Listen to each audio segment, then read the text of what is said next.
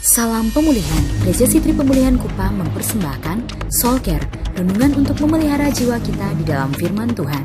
Selamat mengikuti. Visi pasti terjadi kalau visi dari Tuhan. Bisakah ambisi terjadi? Bisa. Tapi kalau ambisi terjadi selalu melibatkan yang namanya dosa. Sebab itu sudah daging. Engkau akan pakai segala cara untuk mendapatkannya. Kenapa? Sebab itu ambisi.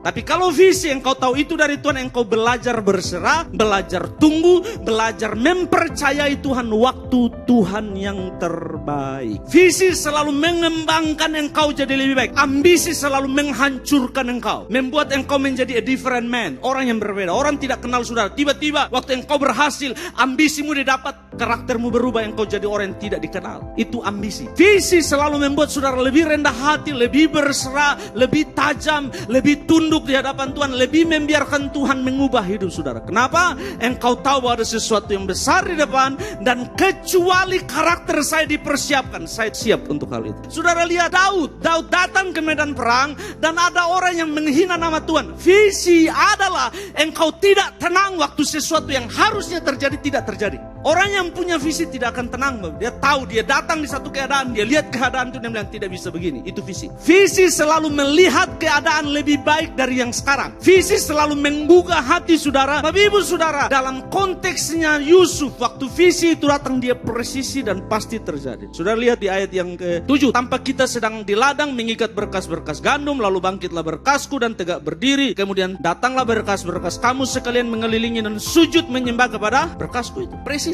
Yusuf tidak mengerti. Tapi saudara tahu bahwa di masa depan nanti 13 tahun kemudian, di satu titik kakak-kakaknya dipertemukan dengan Yusuf karena masalah apa? Gandum.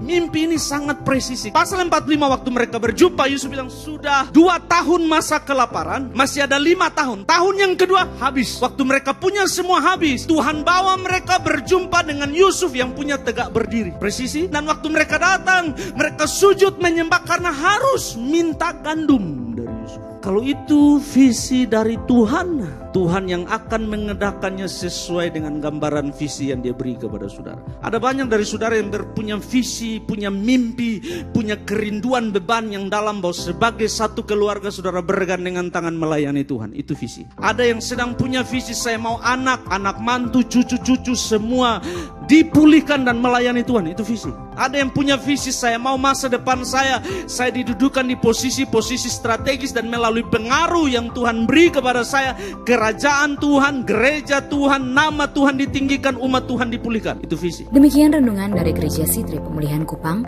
Tuhan Yesus memberkati.